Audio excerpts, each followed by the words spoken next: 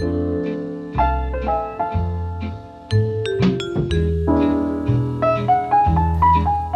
been thinking a lot about talent lately, and I don't think I'm so unusual in that I tend to believe in the idea that what you get out of life is primarily dependent um, on the work that you put in.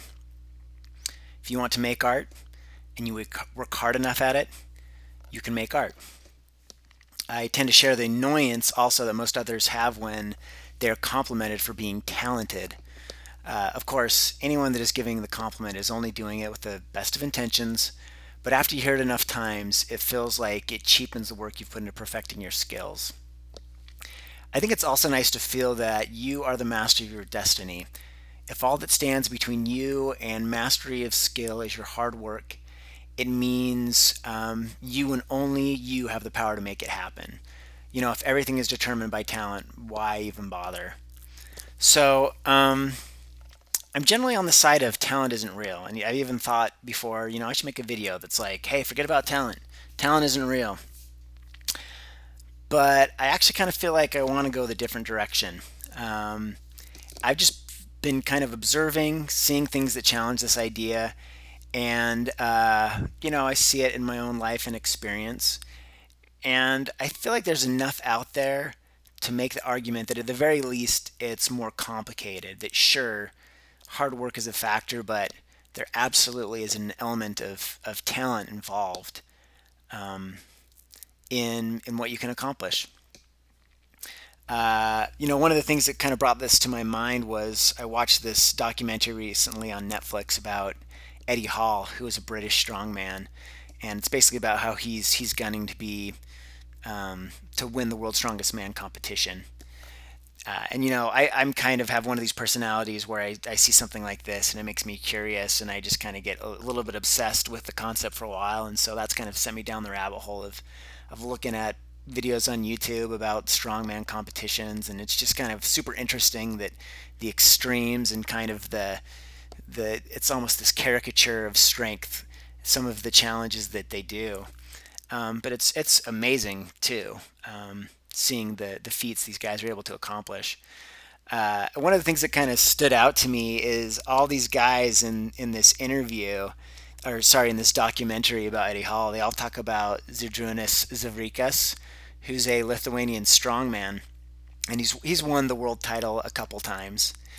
And in this documentary and other places where they talk about him, everyone just talks about him as if he's this freak of nature, that he does these other things that everyone else finds to be such a huge challenge. He makes them look easy, and you can look up some of these competitions and see what I mean. Especially, I think I was watching one where they do this like this log. There's like this log that they lift over their heads, and you see these other giants struggling with this, and he comes and does it, and he makes it look easy. Um, and so, kind of thinking about this just makes me think, okay, is this guy is he really working that much harder than all these other guys? Is that the difference between why he's able to do that and these other guys are not able to do that? And you got to think that all of these top competitors, like the top 10 strongest men, they all must train like crazy. They all have to devote their lives to this. I'm sure that they all have to like just constantly be feeding themselves nonstop just to get as big as they are, and just have no other stresses in their life, get tons of sleep. So at some point you have to ask, in a world of, I don't know, what is it, like 7 billion people? It's probably more by now. Are these really the only 10 guys working this hard to be strong? Is this why these guys are the strongest men in the world? Because they are the only 10 guys putting in this much effort to get stronger? Um, Now, I don't really know how many other people there are out there that are trying to do this, but you have to think there are more than 10 dudes putting in the same amount of effort to get stronger. And at the end of the day, genetics and talent has to play a part in who rises to the top of the ranks. There's only so hard you can work before you start getting diminishing returns on your efforts. Um, And one of the evidence of this is that you look at their height, you look at the roster, all of these guys are over 6'3". I mean, the current world champion, Brian Shaw, he's 6'8". So these guys are really, really tall and they just pack on a ton of muscle. And so clearly height gives you an advantage. And beyond the task of avoiding basic malnutrition, height is not really something you can work harder to change. And it's pretty clear that the things that height will help you be better at, it's kind of an inborn thing. It can't really be learned. So that's kind of one of those cases where being tall is a talent. It's something you're just born with that can make you better at something. So it's really clear in that case. But as I think about it, I think it must also apply to art. It must also apply to every other skill out there. I mean, you look at around the world, people are different shapes, sizes. Some people are sharper than other people. Some people rise to the top while others don't. And I've just had too many experiences that seem to demonstrate that. I mean, I know artists that can do amazing things and don't think twice about it. And I know artists that clearly don't work that hard and can still do really cool stuff. Of course, like I said, it's complicated. I've also seen other artists that bust their butts and produce amazing, mind bending work. And I've definitely seen a little bit of both in my own artistic journey. Some tasks that I try to learn as an artist, they come easy to me, and others are a big challenge. I've had to work really hard at trying to learn those skills.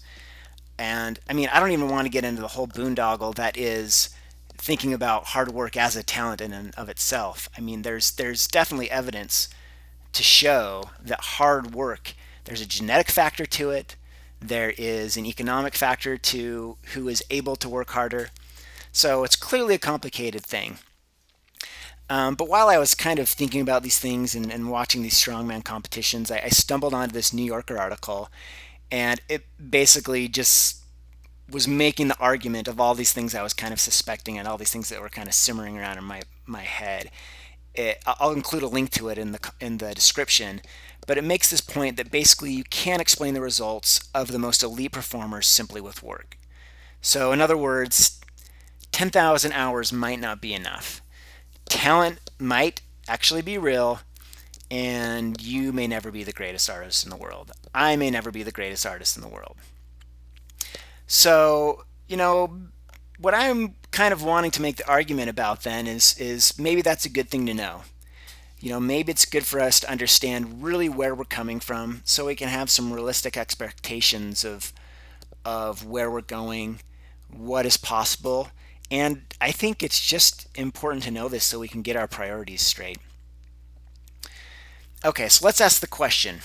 If there is a 0% chance that you're going to be the best in the world, just like hypothetically, there's no chance you're going to ever be the best in the world no matter how hard you work, what's the point? And maybe even hypothetically, we aren't even saying best in the world. Maybe we're just saying hypothetically, you are never going to be good enough to make a living making art. Or maybe you will make a living, but you're probably going to have to struggle and hustle your whole life. So what's the point? What this makes me think about, it thinks back to way back in the day. I used to do a lot of jogging.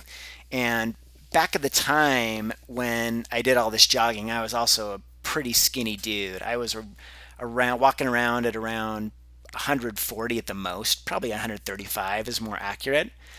But I love to jog. And once I had a friend of mine ask, kind of dumbfoundedly ask, like, why are you jogging? You clearly don't need to lose weight. So what is the purpose of jogging? And it was a question that just like really flew me through a loop. I like didn't know how to answer, or it was more for me. It was kind of more surprising that there was the assumption that that's why you jog was to lose weight. And the best answer I could give at the time was just that it made me feel good. Not necessarily while I was running. I mean, a lot of times when I was running, I was just miserable. Sometimes you have those runs where you go out and run and you feel amazing. But when I was consistent with jogging, it just made the rest of my life go better. It just everything I felt more confident. I just felt more relaxed, and everything just went smoother. And I would never win a medal. I had no larger goal that I was trying to achieve. I did kind of the apex of my running experience was running a marathon, which I kind of ruined my back training for that. But that wasn't really why I was running in the first place. I was never like, oh, I'm gonna run a marathon someday. It was just I had a friend say, hey, come run a marathon, and so I did.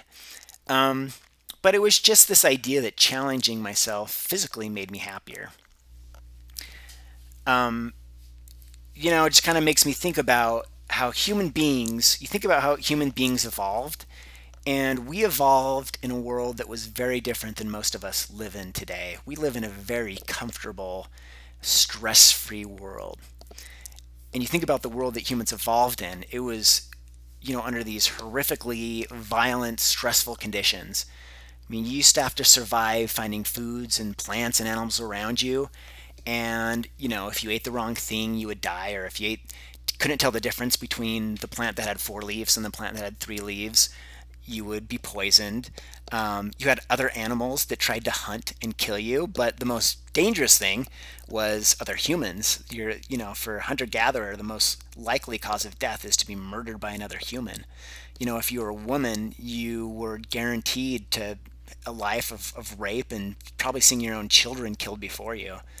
And if you strayed out of your tribe's territory, you'd be hunted down by other humans. And even if you stayed in your own territory, you'd probably still be raided at some point, and you'd probably go and do raids yourself.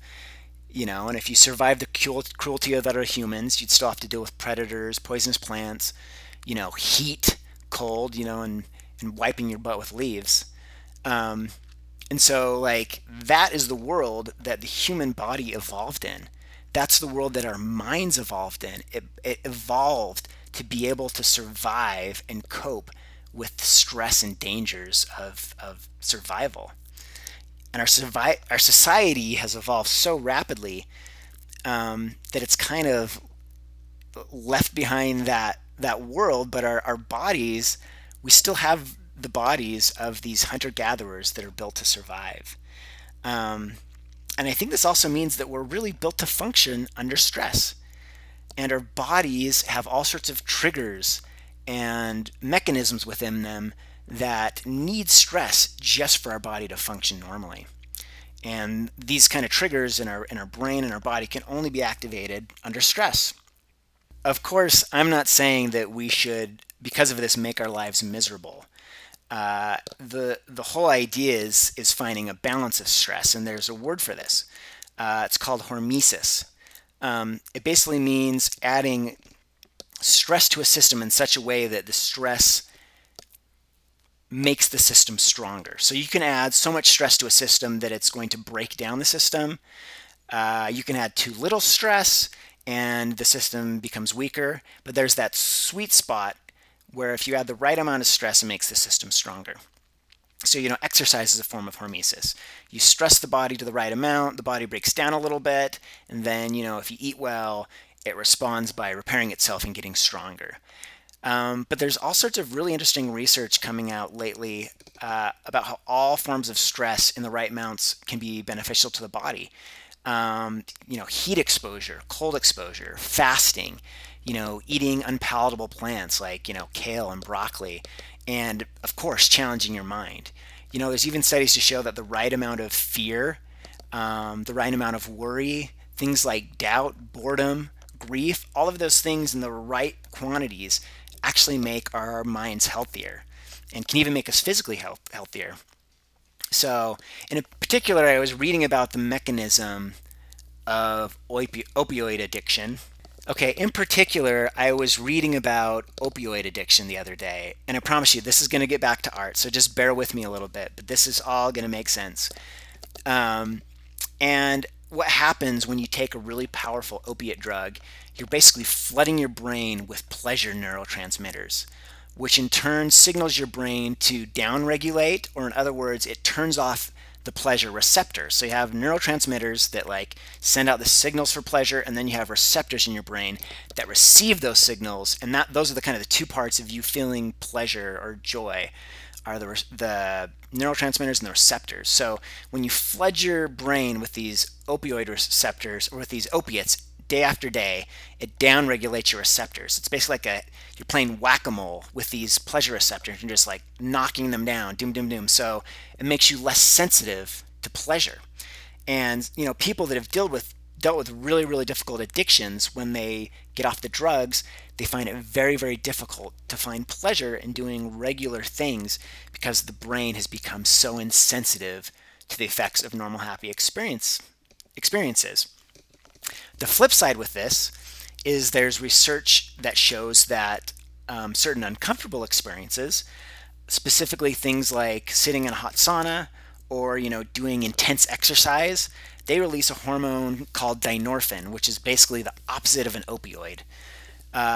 So you have these experiences where you're really uncomfortable, you're kind of miserable, and in response to the discomfort, your body does the opposite of what an opioid would do. It produces more receptors. So it says, let's add more of these opioid receptors. They start popping out, and it makes you more sensitive and receptive to pleasure. And we have all sorts of neuroreceptors in our brain and all sorts of neurotransmitters. So you can kind of guess that challenging your brain in all sorts of different ways is going to cause your brain to be more sensitive in these key ways. So I don't know if you guys have ever heard. There's this "Built to Spill" lyric that basically talks about life going on far after the thrill of living has gone. And that seems to sum up really well this idea of downregulation of opioid receptors. If that seems like that explains you, you probably need to introduce some more uncomfortable experiences into your life. So that was a little bit of a tangent, but to get back to the main topic, the point is that we need a certain amount of challenge in our lives, in our brains, just to function normally. And think what happens when we get too comfortable. In the United States, we get sick. We have things like type 2 diabetes and heart disease. And I'm sure things like dementia are probably caused by some of these issues as well. But the cool thing is we're fortunate enough to live in a time where we don't have to worry about being raided by another tribe or being bitten by poisonous snakes. And we have the choice to challenge ourselves as much as we choose. And beyond just making us normal, I think it really helps us to thrive if we can challenge ourselves to the right amount. It makes us stronger, it makes us happier, it gives life meaning, and it really makes life worth living. So, why do we challenge ourselves? Is it because there's a specific goal in mind? Are we challenging ourselves so we can be the best? Or are we just challenging ourselves because it's good for us? Because it makes us happy, because it makes us healthier. I think something similar is happening when we look at our own art goals and we ask why we draw. Why do we bang our heads against the table? Are we doing it to be better than everyone else? Or do we do it to be happy and healthy and excited about life? And here's the thing. You may not have the talent to be the greatest artist of all time. I don't think I do either. But starting with what you have, there's still so much you can learn. You may not be the best ever, but you absolutely can get to a good enough point that you can impress the novice artist, and probably good enough to have the respect of your peers. And I guarantee you, wherever you start, if you put work into it, you'll certainly surprise yourself and you'll have fun in the process. So I think there's another factor to art as well. There's the heart that you put into it. I think a lot of times, as we are working to be better artists, we can get so caught up in the skill of being artists and the technique of being an artist that we forget about the heart of making art. Pascal Champion is a really great voice in this regard. He's a viz dev artist, and he does these really great pieces that just show kind of the experience of family life and these great kind of atmospheric moments. And I've read comments he's made before where he sees portfolios from young artists with technical skills that are just far beyond his own. But what they lack is something meaningful to say. So we're in a day where technical proficiency has reached such a height. I mean, you look at the history of music and you have Bach, you have Beethoven, you have Stravinsky, you have this rich history where music has been taken to such a technical height that it's just hard to imagine where else you can take it. I mean, jazz seems like such a pinnacle of where you can take music. And of course, people are still discovering and experimenting and doing new things. But it's really interesting to me that with all the discoveries and advancements we've made in music, that punk rock still matters, and punk rock still like speaks to the souls of so many people. And it's just this idea that three chords played with passion matters as much as leitmotifs or 12 intricately placed tones.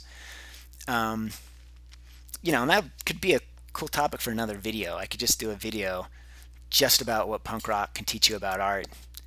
um, so yeah, maybe I'll do that. So kind of a little bit of a rambly discussion there, a little bit of musing. I do think talent is real. I think the fact is that some people are just naturally going to be amazing at doing certain things. And some of those people that are amazing also are hard workers. And they're going to be able to combine those things, and they're going to be able to put themselves on a level maybe far above you. Maybe you'll be able to do work like that as well. That's also possible.